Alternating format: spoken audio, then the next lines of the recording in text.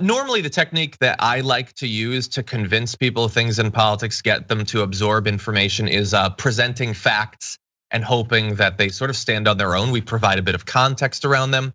Unfortunately, pretty much you're never gonna make it in this world with facts. No, it hasn't been working. So let's mix it up.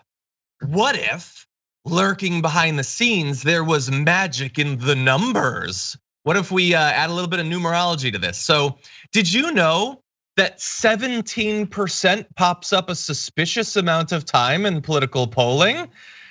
It's totally random, but we're gonna run with it. So here's some interesting polls. Only 17% of Republicans and Republican-leaning independents said they would, quote, consider voting for a candidate who accurately characterizes Biden's victory as legitimate. That is a very small minority of Republicans and Republican-leading independents. So whether, look, by the way, you can answer that and not actually act that way. It's possible that that's a stance they say they have, but they don't. But that is a very heavy dose of copium. I'm not gonna support a candidate if you tell me that Biden won 2 years ago. Right. I'm just shocked by that number. I'm not, because it's worked. I mean, this stuff has worked, right? I mean, I used to be shocked by it. I was shocked by it in 2017. I was shocked by it in really from 2015 till recently. I'm not surprised by anything that comes out of that. I'm depressed by it. I can't believe it, but it's not so. Is it really surprising to you, John?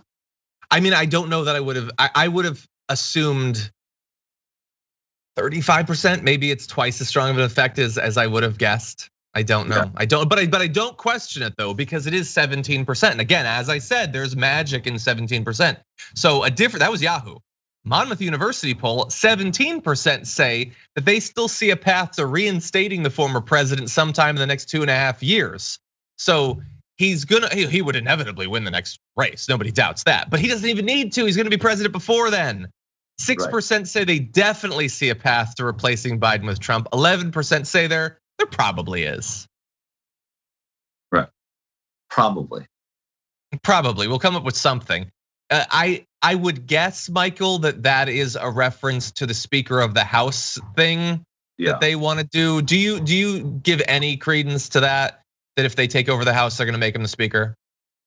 I don't. No, I don't. I think this party wants to get past him at the upper levels and at the sort of middle management levels. I do think they want to get past him, and that certainly wouldn't do it. I think that as the taste sours even a little bit, as we've talked about, if we're right about this, it's going to be less and less likely that you see something like that happen, and more likely that it could be harmful to even engage that. As we've seen on both sides of the aisle, these people are institutionalists. They're generally speaking, and they like the way the institution runs, and they don't tamper.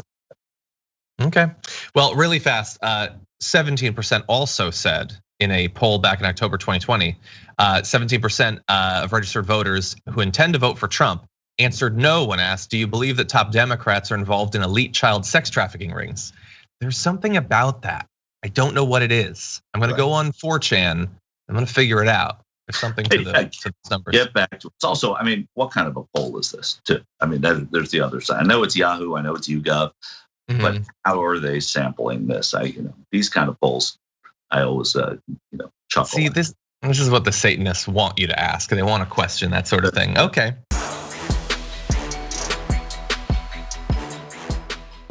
For more political news breakdowns, interviews, stories of activism, and me trying my hardest to care about the occasional big celebrity news story, subscribe to our YouTube channel at youtube.com/The Damage Report. And you can ring the bell wherever it is so you don't miss anything.